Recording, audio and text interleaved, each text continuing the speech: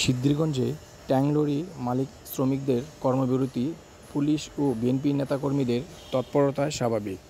নারায়ণগঞ্জ মহানগর শ্রমিক দলের সভাপতি ও সিদ্ধিরগঞ্জ থানা বিএনপির সহসভাপতি এস.এম. আসলামের মুক্তির দাবিতে রোববার সকাল ৬টা থেকে সিদ্ধিরগঞ্জে মেঘনা পেট্রোলিয়াম লিমিটেড এর জ্বালানি তেল লোড আনলোড এবং সরবরাহ বন্ধ রেখে কর্মবিরতি পালন করেছে ট্যাংলরি মালিক শ্রমিকরা।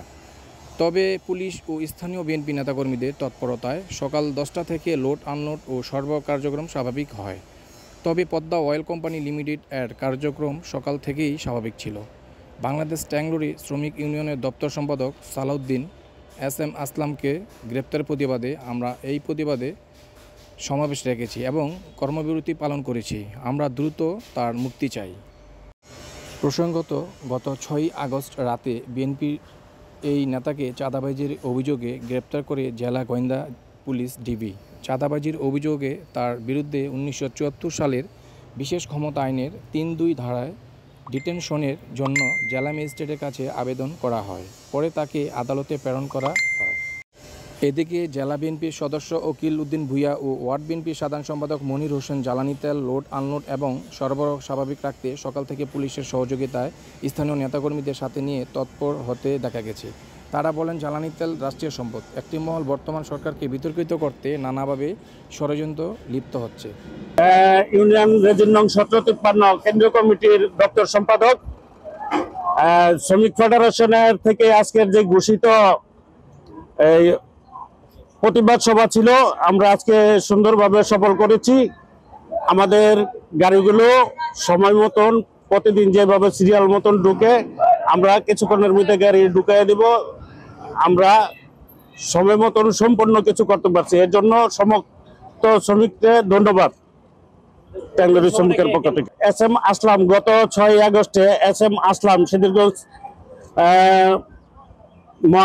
নারায়ণগঞ্জ মহানগর শ্রমিক দলের আহ্বায়ক এস.এম. আসলামকে গ্রেপ্তারের প্রতিবাদে আজকের এই প্রতিবাদ সভাটা হয়।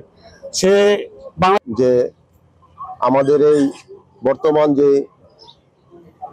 তত্ত্বাবধায়ক সরকার আছে, এই সরকারকে এদেশের আপামর জনগণ সহযোগিতা করার জন্য উন্মুক্ত হয়ে আছে। আমরা বাংলাদেশ জাতীয়তাবাদী দল বিএনপি 6 নং ওয়ার্ড এবং অঙ্গ সংগঠনের নেতৃবৃন্দরা সবসময় এই সরকারের সহযোগিতা করার জন্য জনগণকে যাতে কেউ জিম্মি করতে না পারে, এই দেশকে যাতে কেউ অশান্ত করতে না পারে, সেজন্য আমরা সবসময় সচেষ্ট থাকি।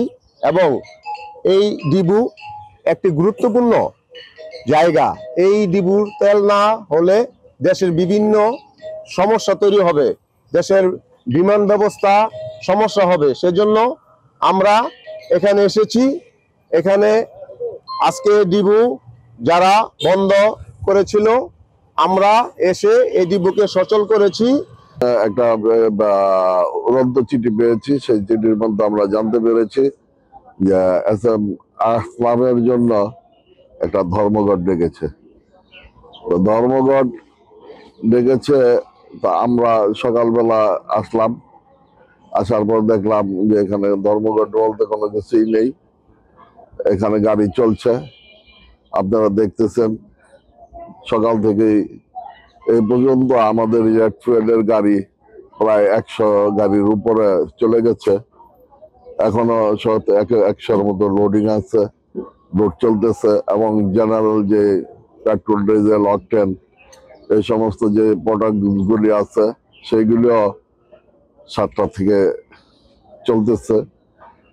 তো এস.এম. আসলামের যে ব্যাপারটা হচ্ছে, সেই ব্যাপারটা হচ্ছে রাষ্ট্রীয় ব্যাপার, আর এটা হচ্ছে রাষ্ট্রীয় সম্পদ।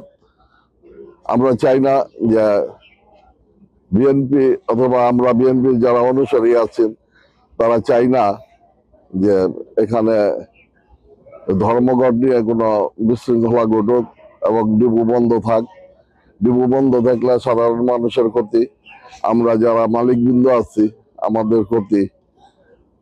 আর